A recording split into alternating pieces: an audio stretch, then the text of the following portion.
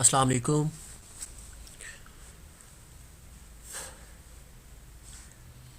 Today we are here with the lecture number 14 that will be about complex integration.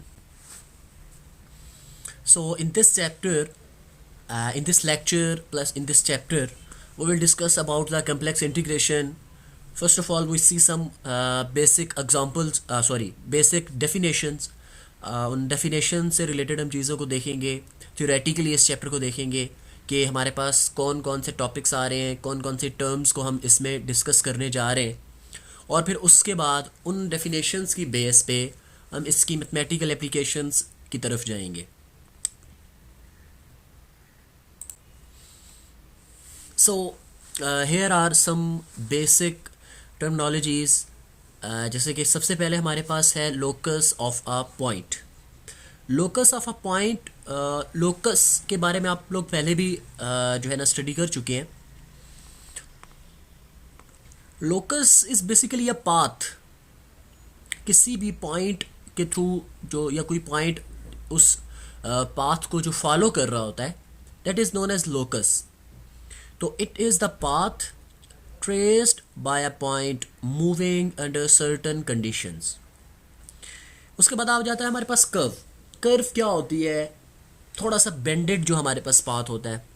It is the locus of a point whose coordinate can be expressed in the form of a single parameter. For example, the curve traced by x is equals to 2 cos t. अगर आप इसको generally right करना चाहें तो आप इसको लिख सकते हो x is equals to a cos t, y is equals to a b sin t. अगर आप जनरली इसको राइट करना चाहते हैं तो साइन और कॉस का जो पीरियड होता है वो हमारे पास 2 पाई होता है. यहाँ पे जो हम फंक्शन यूज़ कर रहे हैं t, उसकी जो रेंज होगी वो हमारे पास होगी 0 से 2 पाई. As a circle centred at origin and radius 2. यहाँ पे चूँकि हम 2 यूज़ कर रहे हैं इसलिए हमने इसका रेडियस 2 कह दिया. अगर हम जनरली बात करें तो वहाँ पे हम a की बात करेंगे.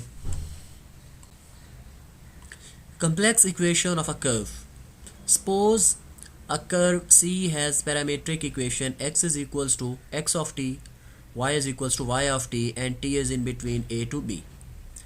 Let z of t is equals to x of t plus iota y of t.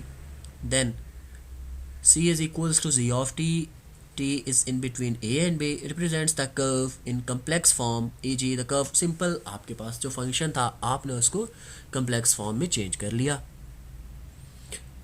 इससे रिलेटेड फिर हमारे पास एक रिजल्ट आ जाता है that if c of t represents a curve then its derivative gives the tangent to the curve.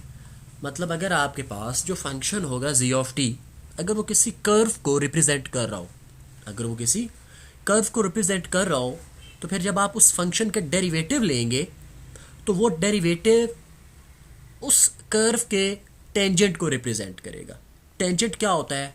Tangent line उस curve को किसी एक पॉइंट पे टच कर रही होती है. एक से ज़्यादा पॉइंट्स पे भी टच नहीं करना चाहिए.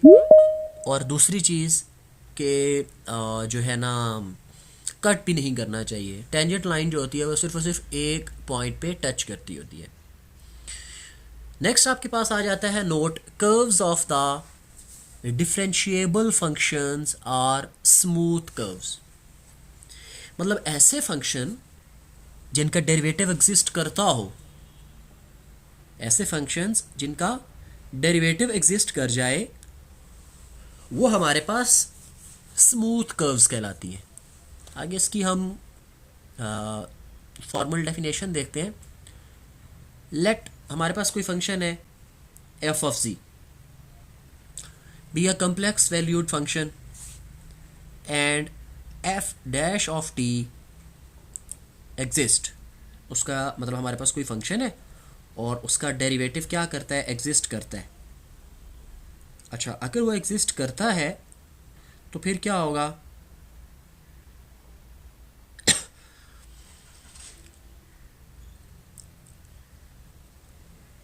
Then that is known as smooth curve. वही हमने नोट को in the form of definition लेके आगे. नेक्स्ट आपके पास है पीस वाइज स्मूथ कर्व या सेक्शनली स्मूथ कर्व या कंटोर। एक इम्पॉर्टेंट डेफिनेशन है, इसको अच्छे से अंडरस्टैंड करना है आपने।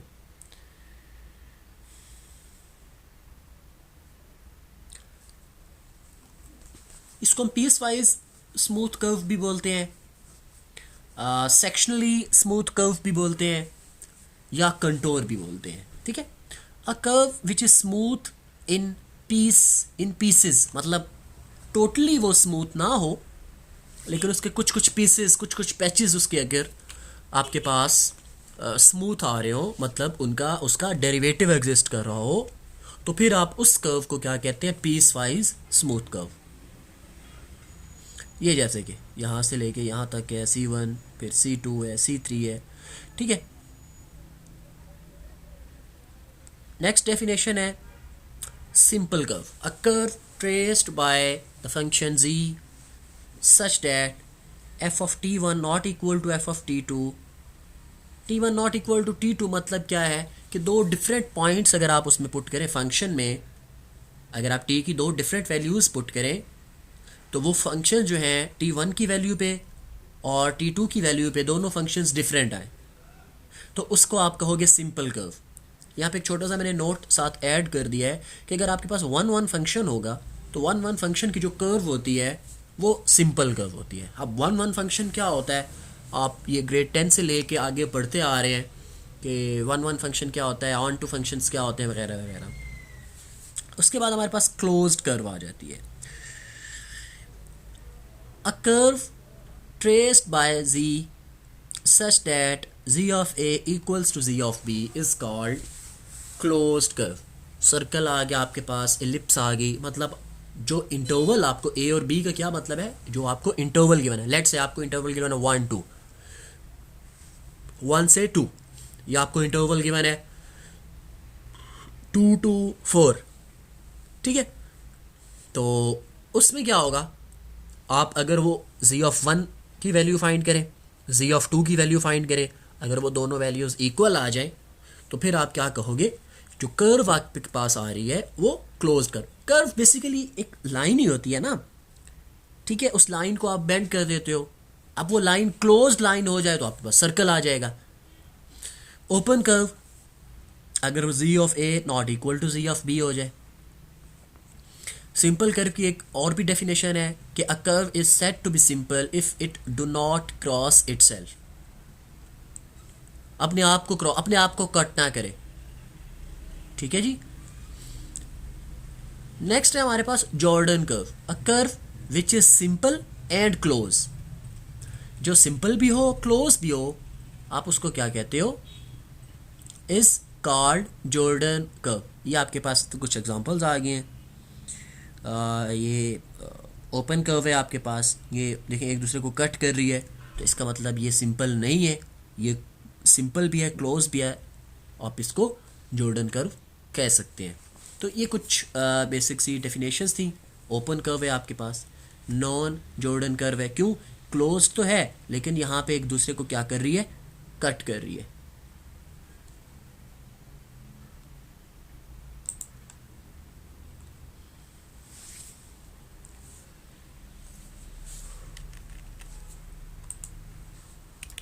नेक्स्ट हमारे पास जो डेफिनेशन आ जाती है वो है इन्वर्स ऑफ अ कर्व, कि कोई अगर हमारे पास कर्व हो तो हम उसका इन्वर्स कैसे फाइंड कर सकते हैं।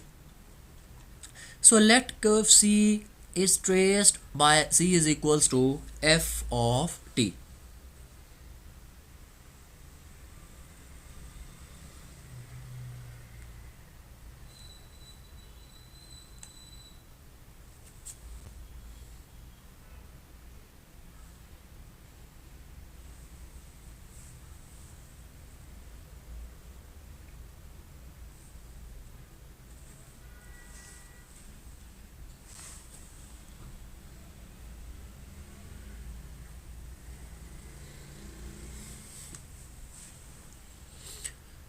Let curve C is traced by Z, then the inverse of C is denoted by C, this notation,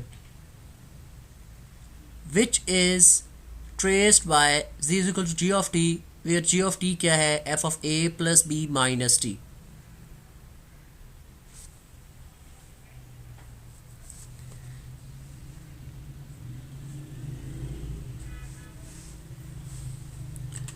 then again हमारे पास आ जाता है इंटीग्रेशन एज अ समेशन.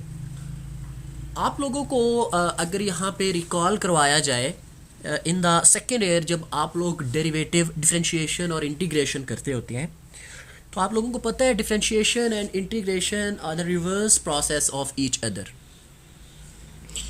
तो बेसिकली क्या होता है, इंटीग्रेशन डिफरेंशिएशन जो होती है ना, ये डिफरेंशिएट करना, ठीक है, डिफर कर देना.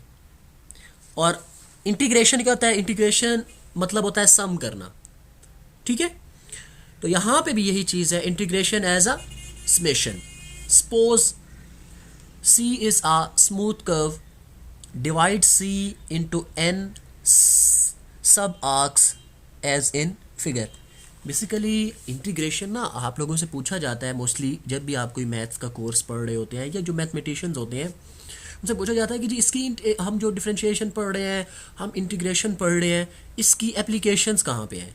तो बेसिकली इंटीग्रेशन जो होता है ना सम, अब आपके पास जो सिमिट्रीज होती है, कुछ तो रेगुलर सिमिट्रीज होती है, सिंपल स्क्वायर हो गया, रेक्टेंगल होगी, वहाँ पे तो ऐसा मसला नहीं होता. जो आपके पास इरेगुलर सिमिट्रीज होती है ना, वहाँ पे आप इंटीग्रेशन को यूज़ करते होते हैं. क्या करते होते हैं, वहाँ पे जो इरेगुलर सिमिट्रीज होती हैं उनको आप डिवाइड कर लेते हैं इनटू रेगुलर सिमिट्रीज. जैसे कि यहाँ पे हम क्या करते हैं, इस कर्व को, या लेट्स से मैं आप कोई और एक कर्व की एग्जांपल ले लेता हूँ आपके पास, ये ठीक है, ये मैं ऐसी कोई कर्व ले रहा हूँ इस तरह की, और ये इस तरह. अभी बड़ी हमारे पास बड़ी इरेगुलर सी कर्व है. अब इस पे वर्क करना, या कोई मुझसे ये कहे कि जी इसका एरिया फाइंड करें या इस तरह करके, तो वो हमारे लिए मुश्किल हो जाएगा. तो तब हमें इंटीग्रेशन के प्रोसीजर की तरफ आते हैं कि इंटीग्रेशन में हमारे पास क्या होता है कि हम इसको छोटे छोटे पैचेस में कन्वर्ट कर देते हैं, डिवाइड कर देते हैं. फिर इन छोटे छोटे पैचेस पे इंटीग्रेशन अप्लाई करके एट द एंड उनका सम कर लेते हैं, ठीक है. तो ये एक बड़ी मतलब एक सिंपल सी प्रैक्टिकल एप्लीकेशन की तरफ भी आप जा सकते हैं. तो is a smooth curve, divide C into n sub arcs as in figure. हमने इसको छोटे छोटे Z1, यहाँ से ये x1 इसको कट किया up to so on xk minus one, xk, xn, n number of arcs इसकी हमने बना ली. तो summation f of zk star where delta zk is the length of kth sub arcs. अब जब हम सम कर रहे हैं इस पे लिमिट अप्लाई करेंगे, n approaches to infinity, k approaches to 1, this exist, then this limit is regarded as integration of f of z dz. ये चीज़ आपके पास आ जाएगी. आगे फिर कुछ प्रॉपर्टीज है इसकी.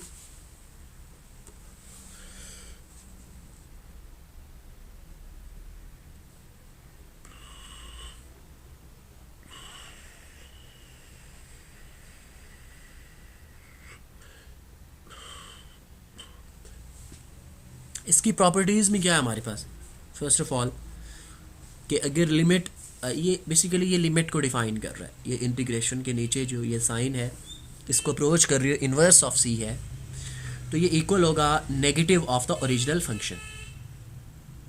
If c is a piece wise smooth curve consisting of finite number of pieces connected end to the end to end, then आप इसको राइट कर सकते हो f integration of c1 plus c2 up to so on. If a curve is given by this, then f of c is equals to f of z, साथ उसका derivative मौजूद होना चाहिए. इंटीग्रेशन का रूल है, वैसे बेसिकली कोई नया रूल नहीं है.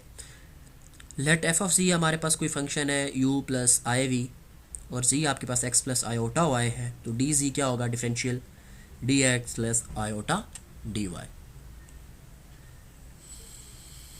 अब आपके पास आ जाती है एक एग्जांपल.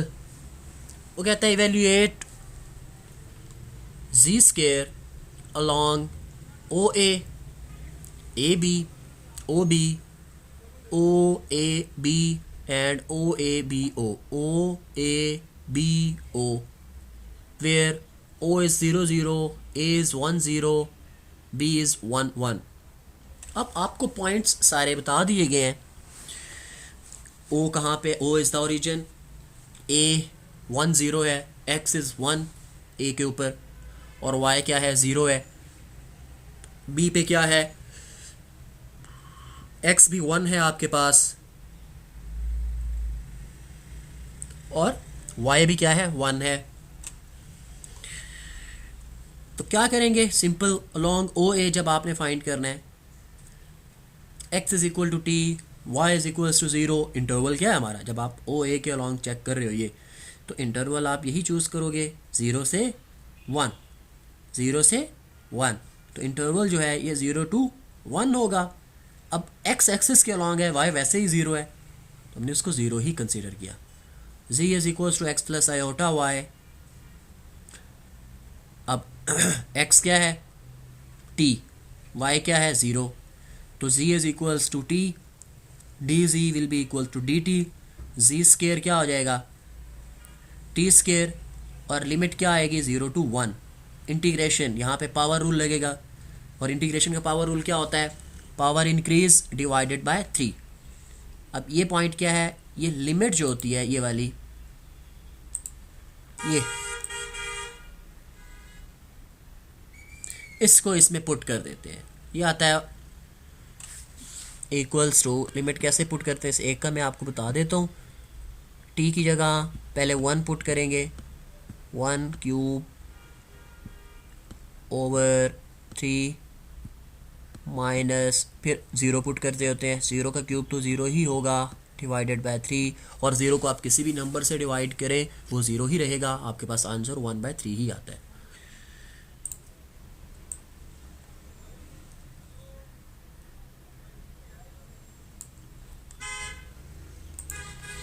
नेक्स्ट आपने इसको अलोंग ए बी फाइंड करना है, अलोंग ए बी, तो 1 1, ठीक है। अब यहाँ पे देखें आप, x तो 1 है, यहाँ पे y क्या है 0, तो 0 to 1 आप जाओगे, x is 1, y is t, t between 0 to 1, वही इंटरवल आपके पास आ जाएगा, x is 1, y is t, तो 1 प्लस t, इसका dz क्या होगा, 1 का डेरिवेटिव 0 और t का dt, तो z स्केयर आप 1 plus iota T whole square iota dt, ये वाला आ गया आपके पास।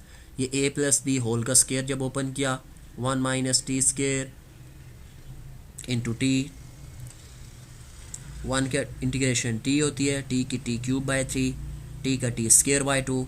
अब इसमें आप 0 to 1 पुट करोगे, आपके पास ये आंसर आ जाएगा। नेक्स्ट आपने क्या फाइंड करना है, along O B, O B, along O B. अब ये आपके पास एक स्लोप की फॉर्म में है, ये एक स्ट्रेट लाइन नहीं है, ये एक, इसका आप क्या करोगे, पहले स्लोप फाइंड करोगे। Equation of O B find करने को, इक्वेशन ऑफ स्ट्रेट लाइन बिल्कुल स्ट्रेट नहीं है, स्ट्रेट तो होती तो हम सिंपल पॉइंट्स से उसको फाइंड कर सकते थे। यहाँ पे आप क्या फाइंड करोगे, पहले स्लोप फाइंड करेंगे और देन हम कोई उसकी इक्वेशन हमारे पास आएगी, इक्वेशन ऑफ स्ट्रेट लाइन। और स्लोप की इक्वेशन क्या होती है, y माइनस y1, ठीक है, x माइनस ये y minus 0 over 1 minus 0, x minus 0 over 1, y is equals to x आ गया आपके पास। Let x is equals to t, y is equals to t, ये इन दोनों के दरमियान t 0 to 1 रहेगा। अब z आपके पास x प्लस आयोटा y है, t प्लस आयोटा t, इसका dz भी ये आपके पास आ जाएगा, इसकी आप इंटीग्रेशन कर देंगे, ठीक है। इसकी जब इंटीग्रेशन की तो t क्यूब बाय 3 0 1 इसमें पुट करेंगे, आपका आंसर आ जाएगा।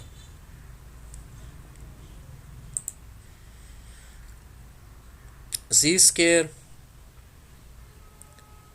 स्केयर प्लस ओ ए। अब ए बी आपने जो है ना इसको दो पैचेस में डिवाइड किया, ओ ए बी को, ओ ए टू ए बी, तो जी स्केयर आप ऑलरेडी फाइंड कर चुके हो, ए बी के अलॉन्ग आप ऑलरेडी फाइंड कर चुके हो, जस्ट वैल्यूज़ पुट करोगे आपके पास आंसर आ जाएगा।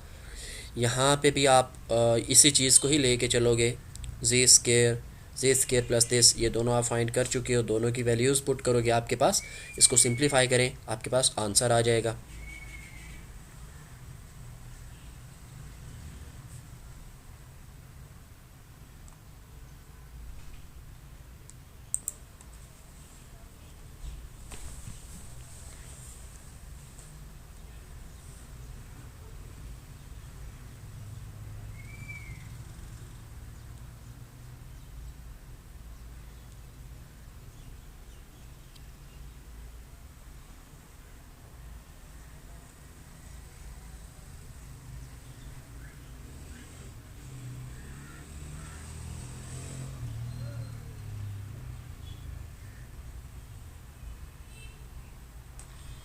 नेक्स्ट हमारे पास एक रिमार्क है, that consider the circle z minus z naught equals to r in parametric form z minus z naught को आप ऐसे राइट कर सकते हो r into E power iota T,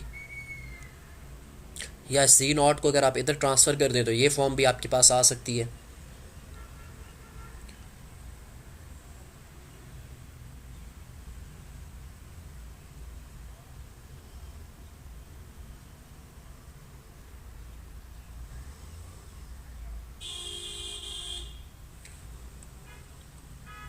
अब आपके पास इससे रिलेटेड, इसी रिमार्क से रिलेटेड हमारे पास एक और क्वेश्चन आ जाता है, evaluate z minus z naught power n where n is an integer and c is a circle centred at z naught and radius r। c हमारे पास कोई सर्कल है, रेडियस उसका हमें बताया गया है r, और सेंटर्ड एट z नॉट। हम इसी रिमार्क की हेल्प से इसको सॉल्व करेंगे।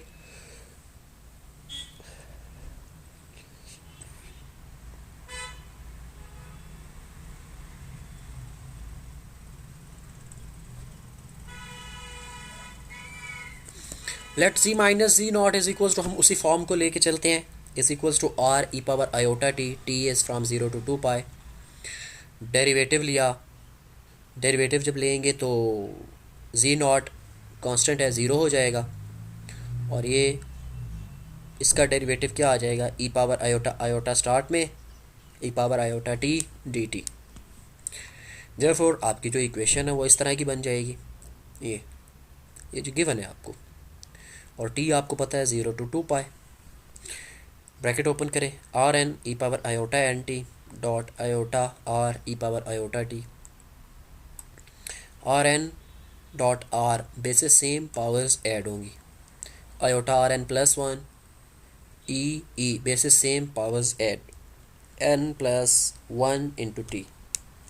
अब इसकी इंटीग्रेशन करेंगे, और जैसा कि आपको पता है कि जो एक्सपोनेंशियल फंक्शन होता है ना, एक्सपोनेंशियल फंक्शन की डेरिवेशन भी वही आती है, उसकी इंटीग्रेशन भी वही आती है। मतलब ई पावर एक्स है, ई पावर एक्स का डेरिवेटिव भी ई पावर एक्स ही होता है, और ई पावर एक्स की इंटीग्रेशन भी ई पावर एक्स ही होती है। हाँ, ये है कि जब इंटीग्रेशन करते हैं तो जो पावर में चेंज होता है वो इसके डिनोमिनेटर में आ जाता है। तो आयोटा एन प्लस वन तो कांस्टेंट है, टी का डेरिवेटिव वन हो जाएगा, तो वही डिनोमिनेटर में आ जाएगा। इसमें अब हम क्या करेंगे, 0 to 2 पाई पुट करेंगे, और साथ कंडीशन लाजमी मेंशन कर देनी है कि n is not equals to -1। क्यों? क्योंकि अगर n इक्वल्स टू -1 हो जाएगा तो ये आपके पास अनडिफाइंड फॉर्म आ जाएगी, और जब अगर अनडिफाइंड फॉर्म आ जाए तो फिर ये इन्फिनिटी बन जाता है। z minus Z naught D Z is equals to, इसमें वैल्यूज़ पुट की, 2 pi minus 0 1 minus E power 0 और 1 माइनस 1, सॉरी ई पावर 0 1 ही होता है, तो 1 माइनस 1 0, इसका आंसर क्या आ जाएगा 0। अगर n -1 हो तो फिर क्या होगा, गिवन इंटेग, ये सारी चीज़ें तो हमने जनरली फाइंड कर रहे थे, लेकिन यहाँ पे हमने साथ कंडीशन लगाई कि n जो है वो -1 के इक्वल नहीं होना चाहिए। अच्छा, नहीं होना चाहिए, फिर हम इसके लिए सेपरेट कर लेते हैं कि अगर ये -1 के इक्वल होगा तो फिर क्या होगा, गिवन इंटेग्रल बिकम, ये n अगर -1 होगा तो z minus Z naught power -1 हो जाएगा, नीचे आके ये पॉजिटिव हो जाएगा। इसको चेंज करोगे जब आप एक्सपोनेंशियल में, तो n की जगह ये चीज़ रिप्लेस करें, 1/r E power iota T dot iota R, वही सेम चीज़ें आ जाएंगी। 1 का डेरिवेटिव डी टी आयोटा, इसकी इंटीग्रेशन टी ही आपके पास, E power iota T cancel सारा, 1 की इंटीग्रेशन टी, वैल्यूज़ पुट करें 2 पाई आयोटा, तो ये आपके पास इसका आंसर आएगा कि अगर n -1 हो तो वैल्यू क्या आएगी, अगर n 0 हो तो for all other integrals real values, n मतलब -1 के अलावा तमाम वैल्यूज़ पे आपका इंटेग्रल क्या आएगा, 0।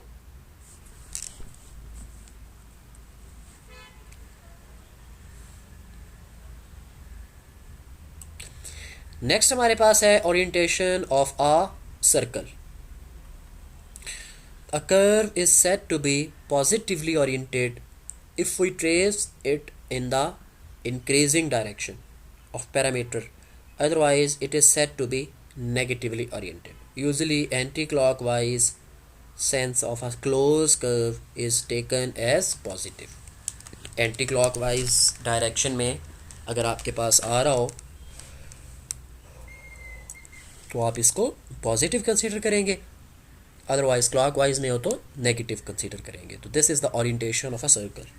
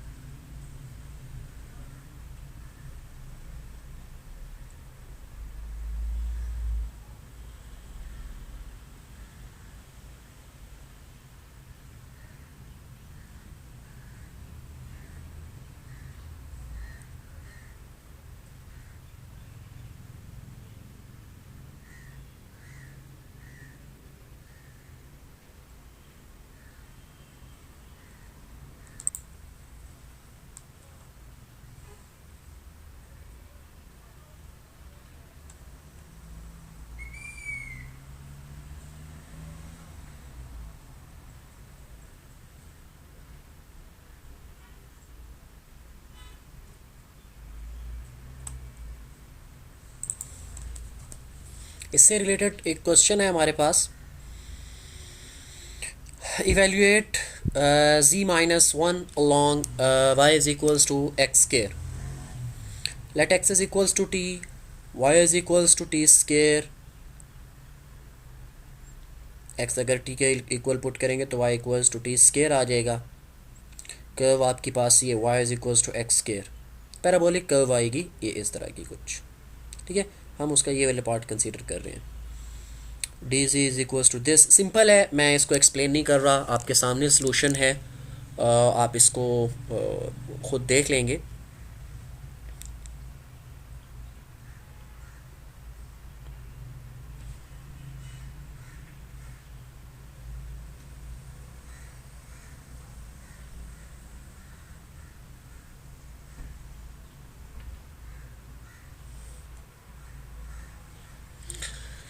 Find integration of real of c where c is a unit circle. Unit circle means कि इसका radius कितना है 1.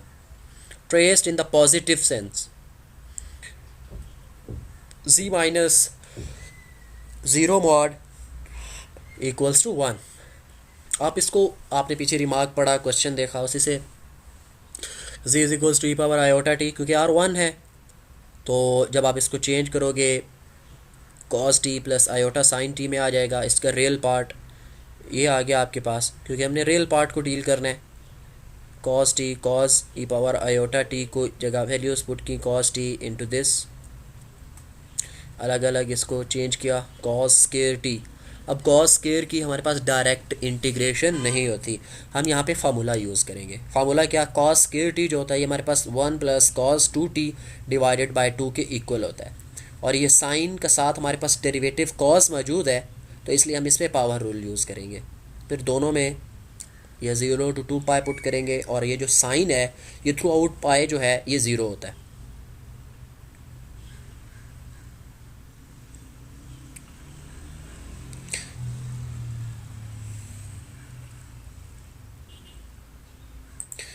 नेक्स्ट आपके पास क्वेश्चन है evaluate z plus 2 divided by z where c is a semi circle. z आपको given है 2 plus iota t.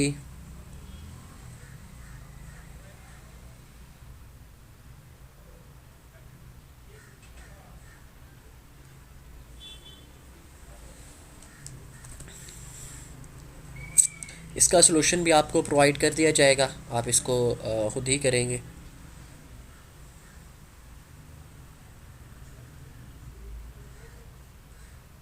ये आपको मैं सलूशन शो कर रहा हूँ, आप इसको यहाँ से इजीली नोट कर सकते हो.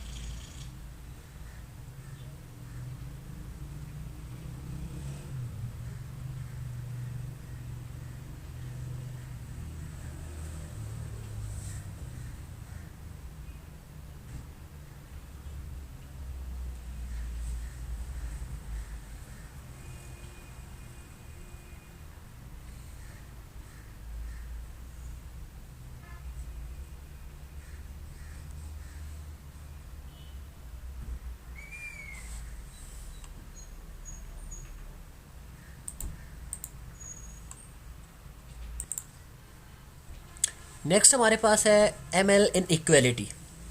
If C is the continuous curve and f of c is defined at each point, then integration of f of c mod is less or equals to ml, where m is the maximum and l is the length of the contour. maximum length of the contour in equality इसको कहते हैं. Proof इसका आपके पास है. अगर F of जी हमारे पास इस ये हमने ऊपर डिफाइन किया था इसको, समेशन एफ ऑफ जी के स्टेरिक डेल्टा जी के, दोनों साइड्स पे हमने क्या लिया, मॉड. मॉड की प्रॉपर्टी होती है जो ट्रायंगुलर इनइक्वालिटी होती है हमारे पास, कि मॉड सेपरेट हो जाता है, लेस और इक्वल आपके पास आ जाता है. ये क्या है, मैक्सिमम वैल्यू है उसकी. ठीक है, delta Z M is maximum. इस पर समेशन अप्लाई किया. जब समेशन अप्लाई किया तो जी के ये पैचेस हैं, स्मॉल पैचेस, तो जब उनका सम आ जाएगा तो वो टोटल लेंथ आ जाएगी हमारे पास कर्व की. तो एम एल यही आप इसमें प्रूव करना चाहते थे. रिमार्क है इससे related, if a curve C is given by y is equals to f of x is less or equals to x less or equals to b, then arc length a to b 1 plus derivative second dy by dx square into dx. If C has parameterization this, then the arc length, अगर हमारे पास ये होगी